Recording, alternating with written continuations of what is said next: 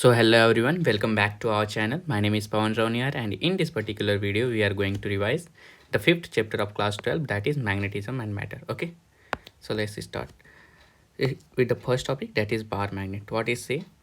A bar magnet creates a magnetic field which can be visualized using a magnetic field line. ठीक है, तो हम लोग north को एज अ प्लस एम मतलब यहाँ पे इसको पॉजिटिव मैग्नेटिक स्ट्रेंथ मानते हैं और साउथ को निगेटिव मैग्नेटिक स्ट्रेंथ मानते हैं। तो यहाँ से पॉजिटिव से इलेक्ट्रिक फील्ड निकलती है और साउथ पे यानी नेगेटिव पे टर्मिनेट हो जाती है, but inside it is going from the south to north. ठीक है, हाँ, तो मैग्नेटिक फील्ड लाइन की बात करें तो ये नॉर्थ से निकलती है आउटसाइड में और क्लोज लूप बना के साउथ में टर्मिनेट हो जाएगी, लेकिन इनसाइड में साउथ टू नॉर्थ रहती है। ठीक, और यहाँ पे जो यहाँ पे लेंथ का अगर रेशियो देखें, magnetic length upon geometrical length, तो जिसकी वैल्यू आती है 0.84। ठीक, नेक्स्ट पॉइंट है हमारे पास magnetic field lines are also called a magnetic force lines. गलत है, हम लोग मैग्नेटिक फील्ड लाइन को फोर्स लाइन नहीं कह सकते क्योंकि इसका force act perpendicular to the magnetic field, लेकिन हम लोग इलेक्ट्रिक फील्ड लाइन को इलेक्ट्रिक फोर्स लाइन कहते हैं क्योंकि वहाँ पे जिधर इलेक्ट्रिक फील्ड रहता है उधर ही इलेक्ट्रिक फोर्स लगता है। ठीक है, हाँ। नेक्स्ट है हमारे पास magnetic field lines always from the north to south होती हैं। गलत है, बाहर में नॉर्थ टू साउथ और इनसाइड में साउथ टू नॉर्थ। ठीक है, जैसे मैंने बताया था।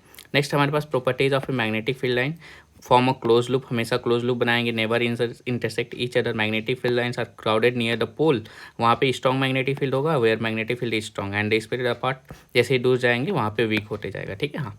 नेक्स्ट है they flow from a south pole to north pole within the magnet and north pole to south pole outside. ठीक है, हाँ।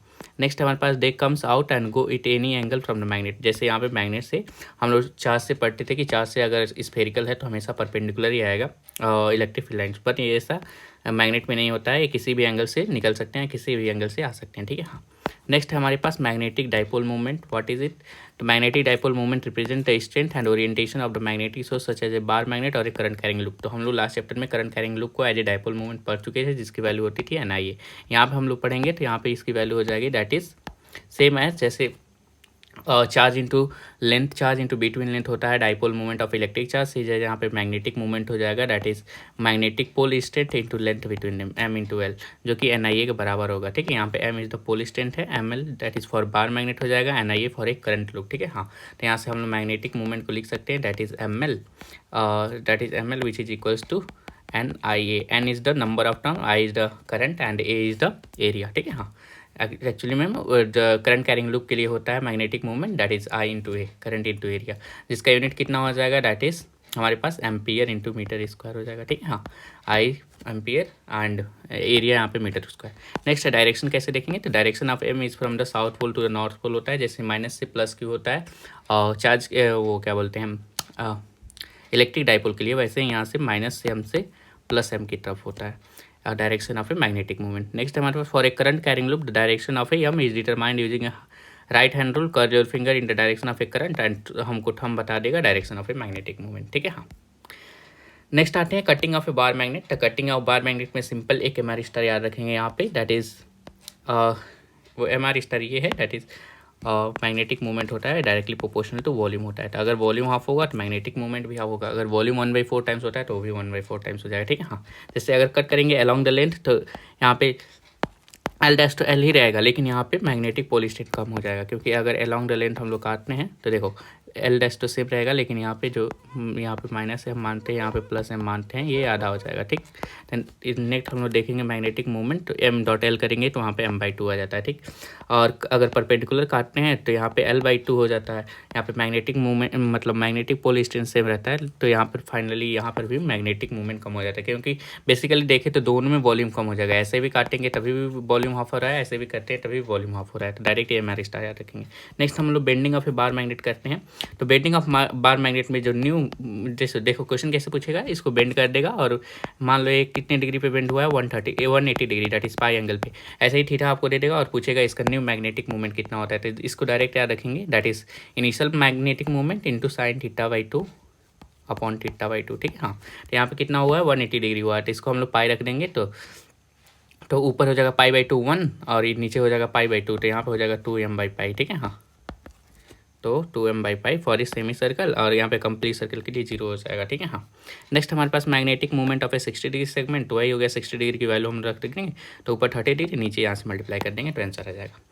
नेक्स्ट हमारे पास टू आइडेंटिकल बार मैग्नेट है, अगर उसको मैग्नेटिक मूवमेंट एम दे दिया है तो इसको अगर हम लोग ऐसे परपेंडिकुलर प्लेस करते हैं, ठीक, तो इसका डायरेक्शन कहाँ से होता है, ठीक, इसका डायरेक्शन होता है नॉर्थ टू साउथ, ठीक है। हाँ, क्योंकि नॉर्थ को हम लोग मानते हैं प्लस एम और साउथ को मानते हैं हम लोग माइनस एम, ठीक, सॉरी एक मिनट, हाँ एक मिनट,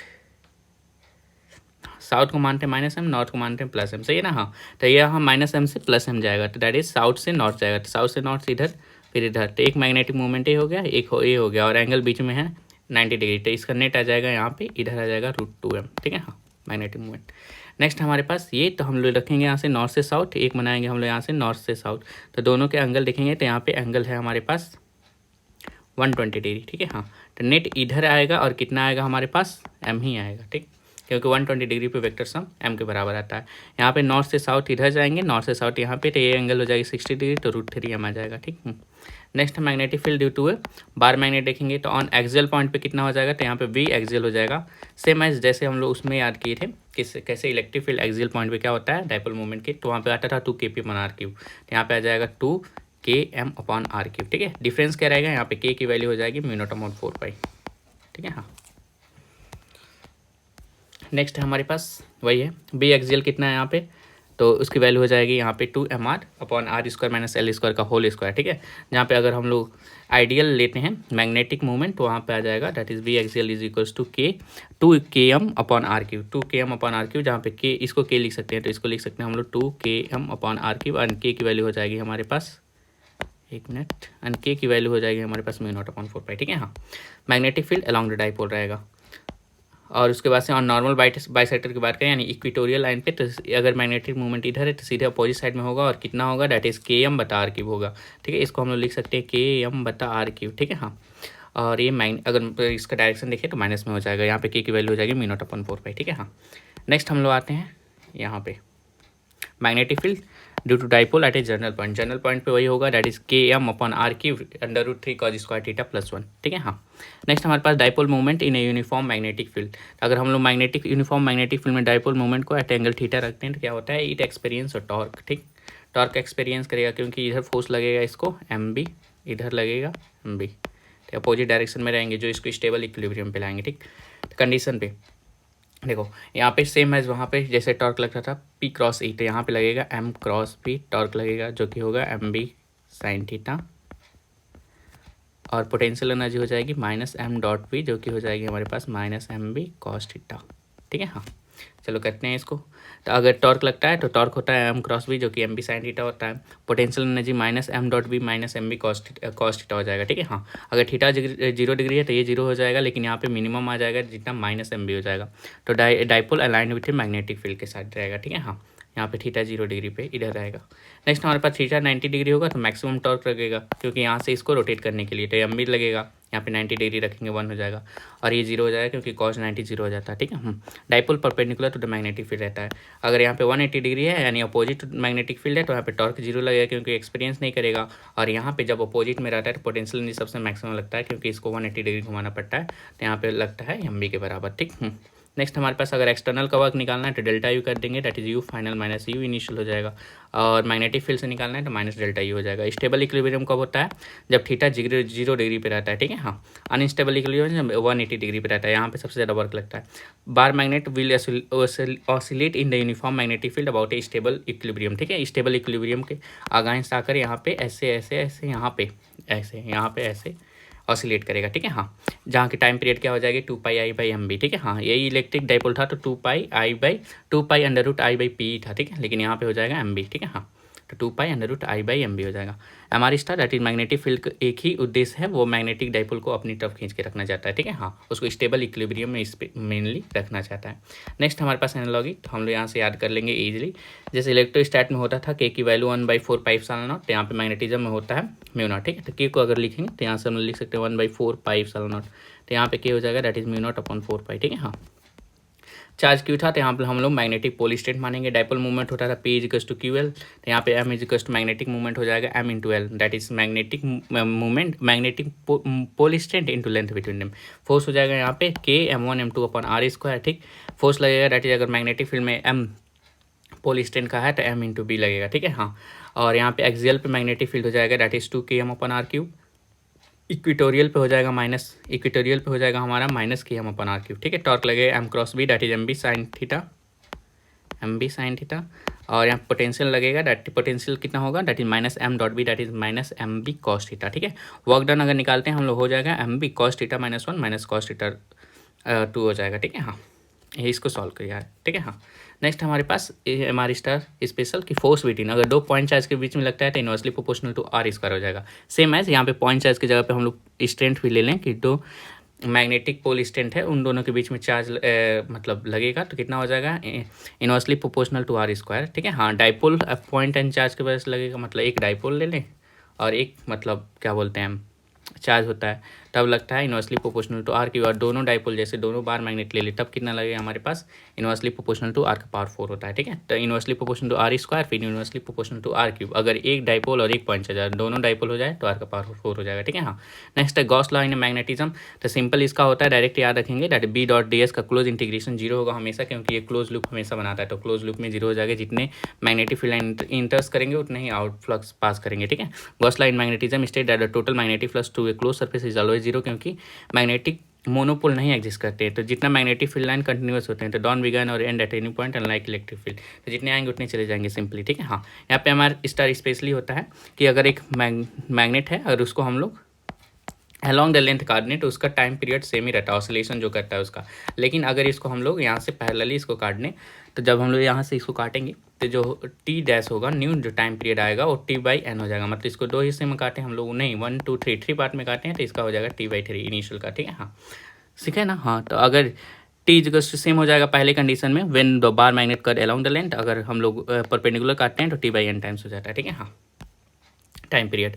नेक्स्ट हमारे पास न्यूट्रल पॉइंट जो नहीं पढ़ना है। फिर आते हैं हम लोग वाइब्रेशनल मैग्नेटोमीटर। वाइब्रेशनल मैग्नेटोमीटर वही होता है कि जो ऑसिलेशन करते time stable equilibrium time period लगता है, दैट इज टाइम पीरियड कितना होता है 2 pi under root I by M B होता है, ठीक है। इसका एप्लीकेशन 1 हो गया to find the magnetic dipole movement, तो वही यहाँ पे एम की वैल्यू निकाल देंगे तो इसको इधर भेज देंगे, इन सबको इधर भेज देंगे तो आंसर आ जाता है, दैट इज ये डायरेक्ट क्वेश्चन पूछा है तो मैग्नेटिक मूवमेंट हो जाएगा 4 pi square I upon T square B S, simple है, इसी को हम लोग इधर भेज दिए हैं, ठीक है। हाँ नेक्स्ट हमारे पास application 2 to find the ratio of magnetic dipole of a two magnet of same size. जब हम लोग सेम साइज का दो मैग्नेट को रखते हैं तो क्या हो जाएगा, तो T1 अपॉन T2 की वैल्यू हम लोग रख के सॉल्व करेंगे दोनों का, तो आ जाएगा M2 upon M1 is inversely proportional to T square हो जाता है, ठीक। हाँ यहाँ से M is inversely proportional to हो जाएगा टी स्क्वायर, ठीक। हाँ तो जब रखेंगे M2 upon M1 is equals to हो जाएगा यहाँ पे T1 अपॉन T2 का होल स्क्वायर, ठीक है। हाँ सिंपल, ठीक है। हाँ नेक्स्ट हमारे पास एप्लीकेशन 3 हम लोग डिफरेंट साइज़ के मैग्नेट को अगर रखते हैं तब क्या होता है, तो डिफरेंट साइज़ के मैग्नेट को अगर हम लोग एक साथ चिपका के रखेंगे तो जो रेशियो आता है M1 बाई M2 का वो आ जाता है T2 प्लस T1 का whole square upon T2 minus T1 का whole square, sorry whole square नहीं होगा, T2 square plus T1 square upon T2 square minus T2 square minus T1 square, ठीक है। कैसे आता है, जब हम लोग T1 लिखेंगे सॉरी हम लोग T1 लिखेंगे तो T1 लिखेंगे तो I1 plus I2 upon M1 plus M2 into B होगा, और दूसरे में रखेंगे तो M1 माइनस M2 होगा, ठीक है। हाँ जब यहाँ पे दोनों का रेशियो निकालेंगे तो इतना आ जाएगा, ठीक है। हाँ नेक्स्ट हमारे पास टेंजेंट लॉ। टेंजेंट लॉ में बस हमको एक चीज़ याद रखना होता है कि इसमें देखो जो दो मैग्नेटिक फील्ड होता है दोनों आपस में परपेंडिकुलर होता है, tangent law in magnetism describe the relationship between two perpendicular magnetic field acting on a magnetic needle such that the tangent galvanometer, ठीक है। तो दो when magnetic needle is subjected to two perpendicular magnetic field B1 and B2 aligns at angle theta such that, तो यहाँ पे हम लोग से एंगल थीटा पूछेगा जहाँ पे दो मैग्नेटिक फील्ड दे देगा परपेंडिकुलर, तो इसका सिंबल ठीक है देखो जहाँ पे थीटा रहेगा उसके अलॉन्ग लिखेंगे, जैसे ये थीटा के अलॉन्ग ये है ना तो V1 into tan theta is equals to V2, simple यही याद रखेंगे, बस यहाँ से टैन थीटा निकल जाएगा, टैन थीटा कितना हो जाएगा V2 अपॉन V1, सिंपल।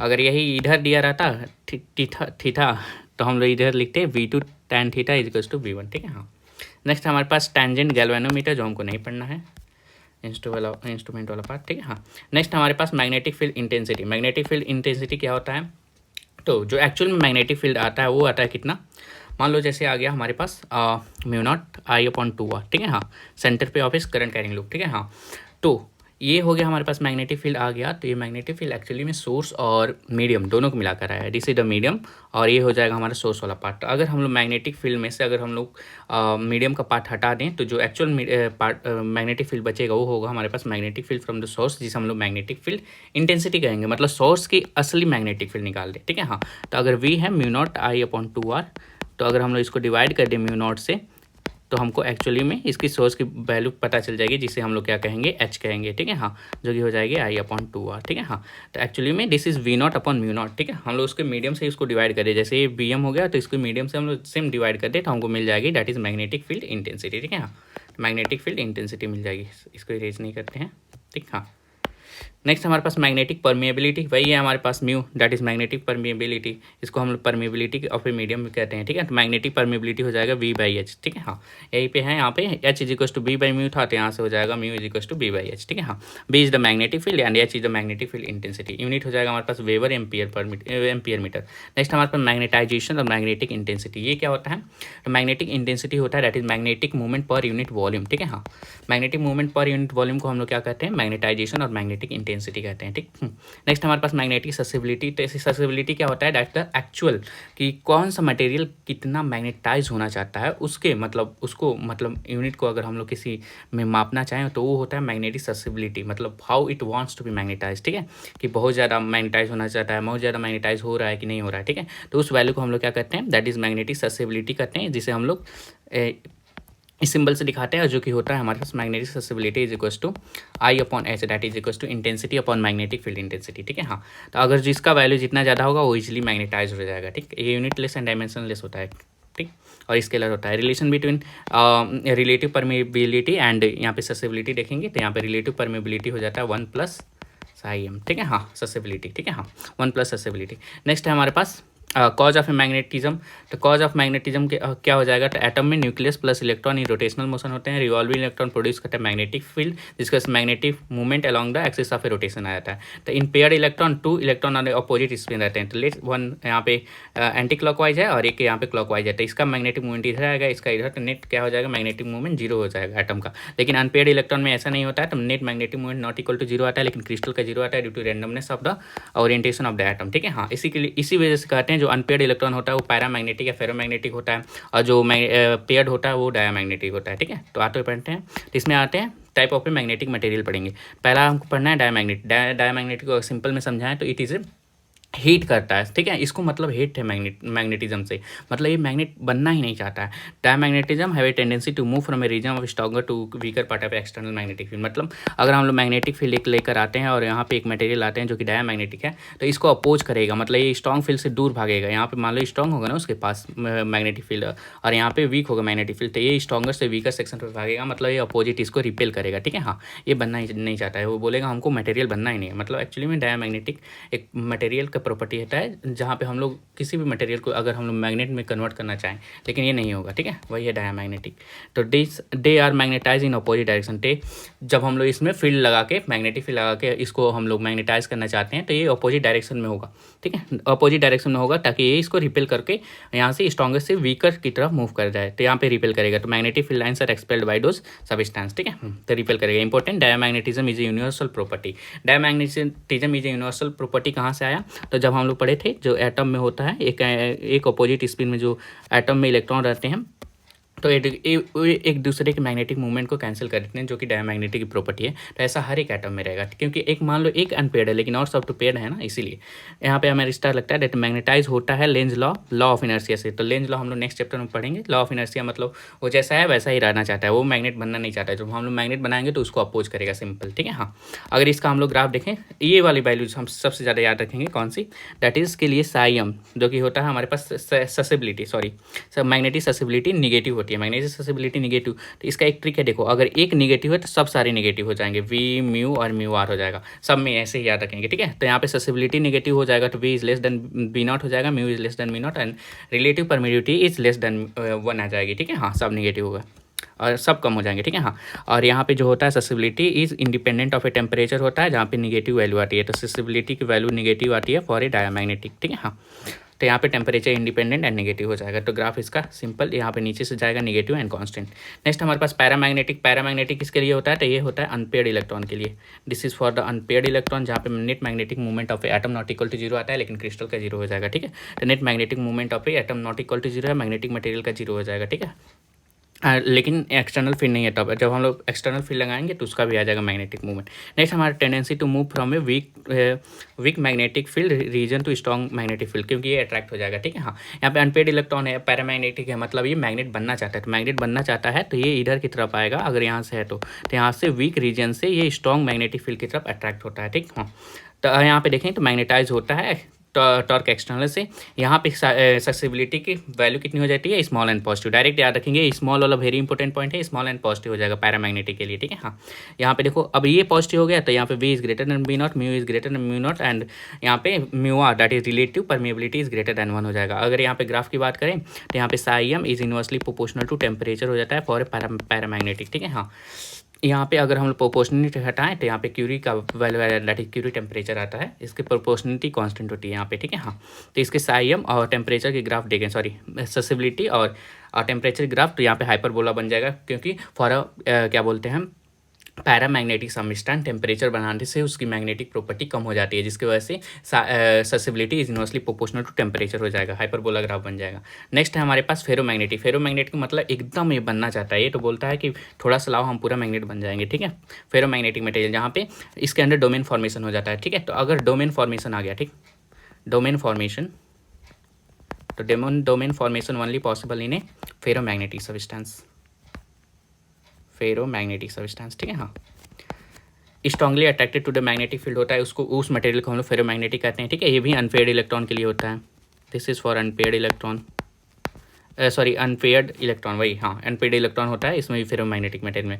यहाँ पे डोमेन का magnetic movement not equal to zero, material का जीरो हो जाएगा, लेकिन जब हम लोग एक्सटर्नल फील्ड लगाएंगे तो नॉट इक्वल टू जीरो होगा। डोमेन फॉर्मेशन होता है इसमें, जो हो से susceptibility magnetic susceptibility is very much high होता है। ठीक है, and positive and very much high होता है, तो यहाँ पे V is greater than V naught हो जाएगा, mu is greater than mu naught, and mu R is greater than 1 हो जाएगा। ठीक है, हाँ, जहाँ पे म्यू आर की वैल्यू 1 प्लस सक्सेसिबिलिटी होती है। ठीक है, हाँ, यहाँ पे हम लोग बताएं सक्सेसिबिलिटी, मैग्नेटिक सक्सेसिबिलिटी और टेम्परेचर ग्राफ बनाएं तो सबसे पहले ऐसे थोड़ा सा डाउन होता है स्मूथली, और उसके बाद से पैरामैग्नेटिक की तरफ बिहेव करेगा। ठीक है, हाँ, तो इसमें होता है देखो इनिशियल टेम्परेचर, जैसे टेम्परेचर हमने थोड़ा सा बढ़ाया तो ये फेरोमैग्नेटिक रहेगा, लेकिन हमने ऐसे ज़्यादा बढ़ा दिया, मतलब टेम्परेचर अगर greater than the Curie temperature हो जाए तो फेरोमैग्नेटिक किसमें चेंज हो जाता है, पैरामैग्नेटिक में। ठीक है, हाँ, ये वैल्यू एकदम याद रखेंगे कि अगर temperature is greater than the Curie temperature then the ferromagnetic material is behaves like a paramagnetic material. ठीक है, हाँ, तो फेरोमैग्नेटिक पैरामैग्नेटिक की तरह बिहेव करने लगेगा तो इसका इनवर्स यहाँ पे इनवर्सली प्रोपोर्शनल टू टेम्परेचर हो जाएगा, तो ग्राफ हाइपरबोला बन जाएगा। This is the graph for a किसके लिए, दैट इज फेरोमैग्नेटिक मटेरियल। तो यहाँ पे इसको मार्सर ने बताया दैट इज पिंकी को हम मान लेते हैं क्या मैग्नेट है जो कि मैग्नेटाइज करने के लिए आया है, तो बाबू जले यहाँ पैरामैग्नेटिक है, मतलब इसको कि हाँ आ जाओ, इसका सक्सेसिबिलिटी कितना हो जाएगा, सक्सेसिबिलिटी सबका डिफाइन करते हैं, तो इसका पॉजिटिव एंड स्मॉल हो जाएगा। यहाँ पे कलुआ है डायमैग्नेटिक, मतलब ये बिल्कुल नहीं होना चाहता है, तो इसकी निगेटिव हो जाएगी सक्सेसिबिलिटी एंड कांस्टेंट हो जाएगी। एंड रामलाल है फेरोमैग्नेटिक, तो इसका बहुत ज़्यादा है, यानी positive and very very very high हो जाएगा। इसका ग्राफ देखेंगे तो इसका ग्राफ ऐसे आएगा, मतलब पहले ऐसे, फिर उसके बाद हाइपरबोला, कलुआ का एकदम नीचे निगेटिव एंड कांस्टेंट हो जाएगा, एंड बाबू जलेगा तो यहाँ पे हो जाएगा दैट इज इनवर्सली प्रोपोर्शनल हो जाएगा। ठीक, नेक्स्ट हमारे पास क्यूरीज लॉ, तो क्यूरीज लॉ में डायरेक्टली पूछेंगे नहीं, बस याद रखेंगे susceptibility is equal to C by T होता है। ठीक है, यहाँ पे म्यू नॉट से मल्टीप्लाई कर दिए हैं। नेक्स्ट है हमारे पास हिस्टेरिस लूप और वी एच कर्व। ठीक है, हम लोग हिस्टेरिस लूप और वी एच कर्व पढ़ेंगे। तो this is for the ferromagnetic material only होता है, तो हम लोग यहाँ से अगर अच्छे से लिख दें तो अच्छा रहेगा। This is for the ferromagnetic material only, ferromagnetic material के लिए ओनली होता है। इसमें क्या होता है, this is the life of Ramlal. Ramlal कौन था, फेरोमैग्नेटिक, तो इसमें एरिया अंडर द रूप हमको बताता है कितना कटा रामलाल आई एम सॉरी, मतलब कितना मैग्नेटाइज हुआ। तो इसमें हम लोग स्टार्टिंग से देखें तो अगर हम लोग यहाँ पे समझते हैं, देखो जैसे अगर वो से स्टार्ट करें, हम इसका हम लोग कलर चेंज कर लेते हैं यहाँ से, हाँ, अगर वो से हम लोग स्टार्ट करते हैं तो यहाँ से अगर हमने किसी भी मटेरियल को, सॉरी यहाँ पे कोई मटेरियल नहीं, फेरोमैग्नेटिक मटेरियल को लेंगे, मैग्नेटाइज करना स्टार्ट करेंगे तो मैग्नेटाइज होते जाएगा होते जाएगा होते जाएगा होते जाएगा, यहाँ पे सैचुरेशन पॉइंट आ जाएगा जहाँ से वो मैग्नेटाइज नहीं होगा। ठीक, तो उसके बाद से अगर हम लोग मैग्नेट को हटा भी देते हैं तो वो थोड़ी सी प्रॉपर्टी रिटेन कर लेगा। तो यहाँ से आते हैं तो ये दिस इज द ओ, और यहाँ पे मान लें अगर यहाँ पे कौन सी वैल्यू मानते हैं, ओ आई डैश है, तो यहाँ पे ये जो वैल्यू है ओ डैश रिटेंटिविटी हो जाएगी। ठीक है, जैसे इसका एग्जांपल हो गया, अगर हम लोग किसी नील को, मतलब यहाँ पे हो जाएगा आयरन नील है, उसको हम लोग मैग्नेट के पास लाकर उसको अगर रब कर दें, उसके बाद मैग्नेट को हटा देते हैं तो भी वो मैग्नेटिक प्रॉपर्टी को रिटेन कर लेता है, तो वही यहाँ पे हो जाएगा retentivity. That is Ramlal Pinki के लिए अभी भी याद बचा के रख पाया है, मतलब यहाँ पे अभी भी रिटेंटिविटी है, मतलब यहाँ पे मैग्नेटिक प्रॉपर्टी अभी भी बची है। ठीक, हाँ, लेकिन उससे हम एकदम हटा दें तो वहाँ पे एकदम डाउन हो जाएगा, जाएगा। उसके बाद से अगर फिर दूसरे मैग्नेट के साथ उसको क्या करें, फिर से उसको टच करें तो फिर से वो उसकी प्रॉपर्टी लेने लगेगा और फिर उसके बाद उसको हटा देंगे, वो सैचुरेशन पॉइंट पे आ जाएगा, फिर वहाँ से खत्म हो जाएगा उसकी मैग्नेटिक प्रॉपर्टी, फिर लेके आएंगे तो फिर वो रिटेन कर लेगा। ठीक, तो फिर यहाँ पे हो जाएगा, यहाँ पे रिटेन कर लेता है। ठीक, और इस जो वैल्यू होती है कि मतलब यहाँ पे आते आते जो न्यूट्रल पॉइंट आता है इसको हम लोग कहते हैं कोर्सिविटी मतलब प्यार दिखाना पड़ा पिंकी की याद को मिटाने के लिए, मतलब यहाँ पे हो जाएगा एक्चुअली में जो दूसरे मैग्नेटिक मटेरियल को एफर्ट लगाना पड़ा पुराने वाले मैग्नेटिक प्रॉपर्टी को भुलाने के लिए, ऐसे करेंगे। ठीक है, हाँ, तो यहाँ पे हिस्ट्री लूप बन जाएगा। फिर हम लोग दूसरा मैग्नेट लाएंगे तो फिर वही हो जाएगा, सैचुरेशन पॉइंट तक जाएगा। तो इसमें वही है कि मैग्नेटिक मटेरियल को हम लोग पास में लाए, फेरो मैग्नेटिक मटेरियल को हम लोग मैग्नेट के पास में लाए तो उसको मैग्नेटाइज किया, फिर सैचुरेशन पॉइंट पे आया तो उससे ज़्यादा मैग्नेटाइज नहीं कर पाएगा, फिर मैग्नेट को हटाएंगे, फिर वो अपनी वैल्यू लूज़ कर देगा, लेकिन रिटेन कर लेगा अपनी मैग्नेटिक प्रॉपर्टी, पूरी तरह से लूज़ नहीं करेगा। फिर जब दूसरे मैग्नेट के साथ लाएंगे तो फिर उसकी पुराने वाले को लूज़ करके फिर नए वाले के साथ हो जाएगा। ठीक है, हाँ, तो दिस इज द पॉइंट। तो इसमें क्या क्या देखना है हमको, पहली बात ये देखना है दिस इज द रिटेंटिविटी होता है हमारे पास। रिटेंटिविटी मतलब जितना पॉइंट रिटेन कर रहा है मैग्नेटिक प्रॉपर्टी का, दिस इज द OH वाला हो जाएगा हमारे पास कोएर्सिविटी। ठीक है, हाँ, और यहाँ पे एरिया अंडर द रूफ हमको बताता है कितना कटा रामलाल का मतलब कितना एनर्जी लॉस हुआ। ठीक है, तो area under the roof is directly proportional to the energy loss. यहाँ पे दूसरी बात याद रखेंगे, यहाँ पे जो इंपॉर्टेंट पॉइंट है दैट इज सॉफ्ट आयरन होता है, उस सॉफ्ट आयरन का क्या होता है, this is a small area बनता है। ठीक है, स्मॉल एरिया मतलब उसका कम एनर्जी लॉस। क्यों, क्योंकि देखो इसका लो रिटेंटिविटी होता है, लो रिटेंटिविटी, यहाँ पे लिखा है low retentivity and कोर्सिविटी, low retentivity and high permeability हो जाता है, एंड हाई परमेबिलिटी। ठीक है, हाँ, for soft iron low retentivity and high permittivity मतलब जल्दी से वो गेन भी करेगा, जल्दी से लूज भी कर लेगा। ठीक है, एंड थोड़ा से रिटेन करता है, ज़्यादा नहीं रिटेन करता है। इसी की वजह से इसका एनर्जी लॉस भी कम होता है। अब जो ज़्यादा एनर्जी मतलब ज़्यादा वो रिटेंटिविटी रखेगा, जितनी ज़्यादा रिटेन करेगा वो ज़्यादा रोएगा, सिंपल है, तो वो ज़्यादा लूज करेगा एनर्जी। दूसरा हमारे पास परमानेंट मैग्नेट जिसका लार्ज एरिया होता है, मतलब ज़्यादा लॉस, यहाँ पे एनर्जी लॉस सबसे ज़्यादा होगा परमानेंट मैग्नेट में। यहाँ पे हाई रिटेंटिविटी होता है, हाई कोर्सिविटी होता है, एंड यहाँ पे लो परमिएबिलिटी होता है। ठीक है, हाँ, ये दोनों उल्टा हो जाते हैं। ठीक है, हाँ, तो सॉफ्ट आयरन के लिए लो रिटेंटिविटी, एनर्जी लॉस कम, लो कोहेसिविटी। ठीक है, लार्ज एरिया हो जाएगा, स्मॉल एरिया सेम एज। ठीक है, हाँ, परमानेंट मैग्नेट के लिए लार्ज एरिया हो जाएगा, high retentivity and high coercivity and low permeability. ठीक है, हाँ, तो यहाँ पे ये चैप्टर द एंड हो गया। Thank you so much. अगर अच्छा लगा हो तो लाइक कर देना, सब्सक्राइब कर देना और कमेंट कर देना।